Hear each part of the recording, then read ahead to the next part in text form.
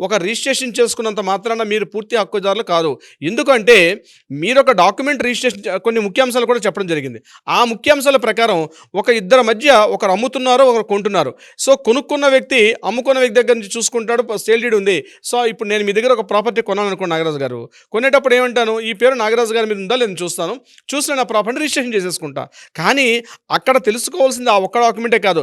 అసలు ఈ ప్రాపర్టీ అతనికి ఎలా వచ్చింది? నేను ఎవరి దగ్గర అయితే కొనాలనుకుంటున్నానో ఆ కొనాలనుకుంటున్న వ్యక్తికి ప్రాపర్టీ ఎలా వచ్చింది? అది కూడా ఒక వ్యాలిడ్‌గా రావాల్సిన అవసరం ఉంది. అంటే వ్యాలిడ్ అంటే దానికి కరెంట్ పూర్తిగా ఒక డాక్యుమెంటేషన్ పక్కాగా జరగాలి.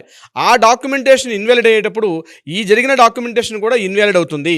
ఒక డాక్యుమెంట్ లింక్ గాని కరెక్ట్‌గా లింక్ లేదనుకోండి, ప్రీవియస్ లింక్స్‌కెళ్ళేసరికి ఆ లింకుల్లో ఎక్కడైనా కాస్త ఇన్వాలిడ్ డాక్యుమెంట్స్ ఉన్నట్లయితే ఆటోమేటిక్‌గా ఇప్పుడు కొనుక్కున్నటువంటి ఈ డాక్యుమెంట్ కూడా ఇన్వాలిడ్ అయిపోతుంది. కాబట్టి రిజిస్ట్రేషన్ డిపార్ట్మెంట్ యొక్క ప్రధాన కర్తవ్యం ఏంటి?